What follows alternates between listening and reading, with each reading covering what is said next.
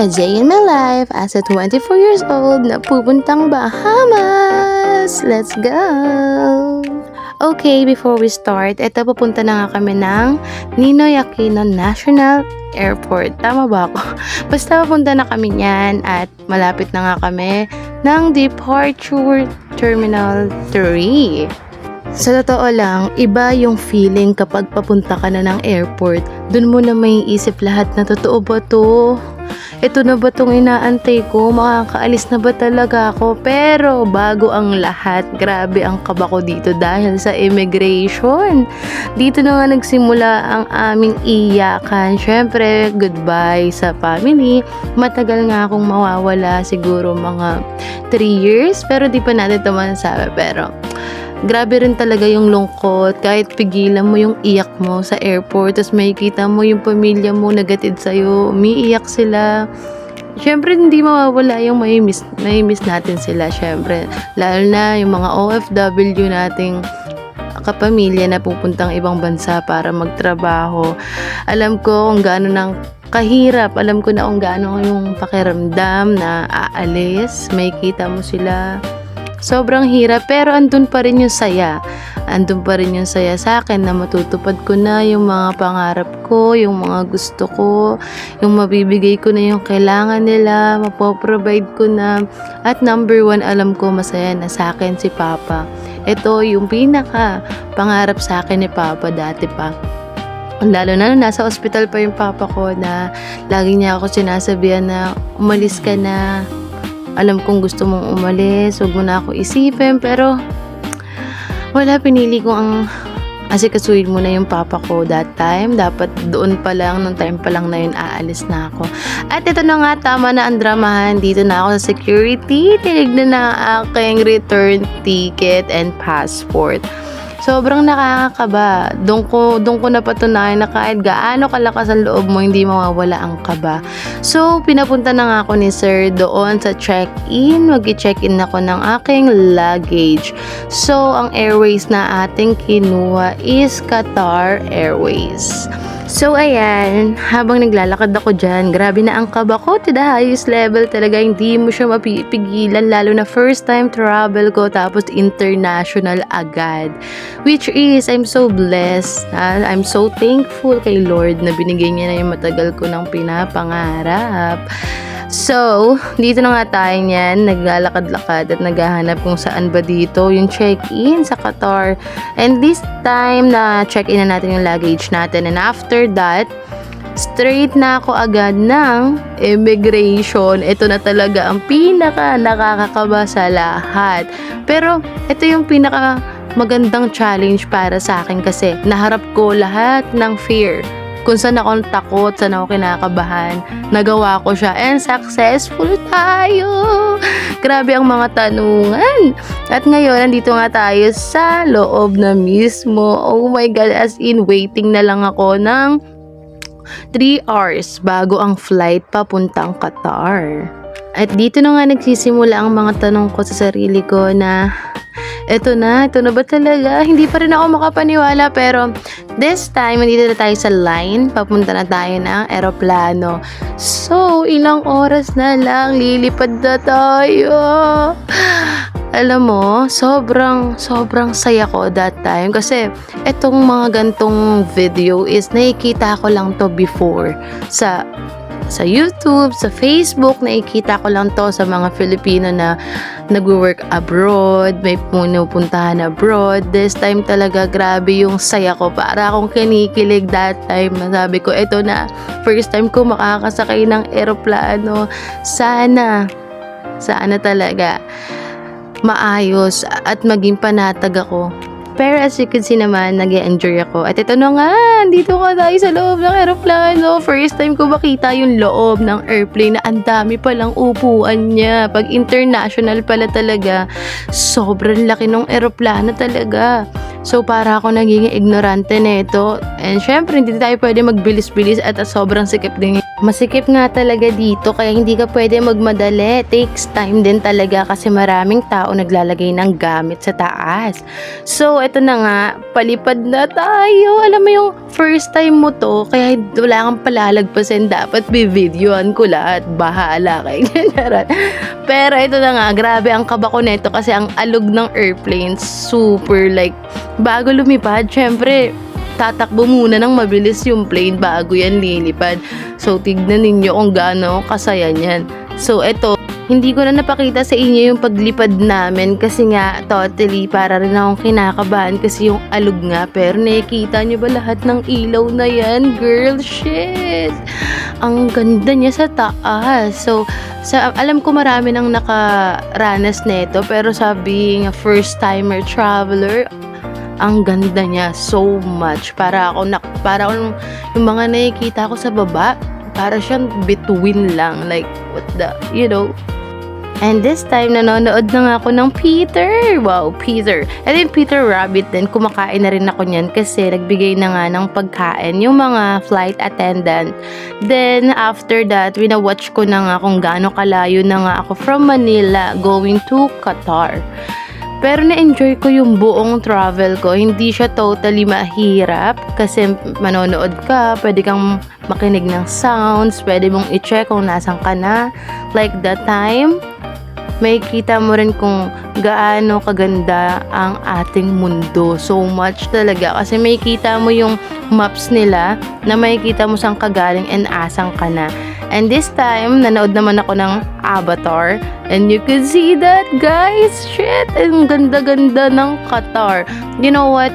Ito ang pinakamagandang, for me ha, alam ko marami magdedemand, pero for me as a first-time traveler, ang pinaka nagustuhan ko is Qatar na airport. Yan yung pinaka nagustuhan ko dahil meron silang malaking, not totally malaki, pero hindi ka mag-iisip ng, mabibigla ka talaga pag nakita mo yung airport nila na merong train yung loob ng airport ng Doha, Qatar. So, as you can see here, palanding na nga tayo. So, pag naglaland, kailangan yung seat mo, hindi na siya totally nakahiga. And lahat ng nakaplug, you need to plug it out. So, pagdating nga namin dito sa Doha, Qatar, pag land namin, you know what? I feel so amazing. Ang ganda ng airport din ng Qatar talaga. I will recommend for people who want to travel. So you could use Qatar Airways also. Especially they're so kind and the way how they treat you. Like they going to give you some food. Napakaganda ng kanilang pag-aasikaso. So as you can see, dito na nga tayo, nakaland na tayo. So I'm going to the next gate and I need to wait for 3 hours layover. So I do have a lot of time para makita ko yung gate kung saan nga ako mag-wait for my next flight. So I'm here taking videos because I'm so amazed for their airport. The most, for me, the most big airport that I've been is Qatar. And then, I was looking for my gate number. That's why I'm waiting here for this side. I take a video because they have a beautiful view here. You see how they make it? Like, it was so good. So, yeah, nag-check na nga ako ng gate ko para mapuntahan ko na. Para doon na lang ako mag-wait. Para isang sakayan na lang, isang pilahan na lang. So, ayan, stressful na rin. Hindi ako makapaghilamos niyan. Syempre, I'm not comfortable to that place yet because ayokong maiwanan ako ng aeroplano. So, pagkalapag ko, punta ng security, you know, kailangan mong ipicheck lahat ng dala mo. And this is what I'm talking about. Meron silang train sa loob ng airport. I feel so amazing for their place, for their country, I mean for the airport. So, eto na nga, papunta na nga tayo na ito ng next flight natin. So, this next flight is from Qatar to London. So, papunta na ako ng London nitong way na to. Ito yung papunta na ng plane. So, I take a videos for their toilet. You could see, meron lang silang small.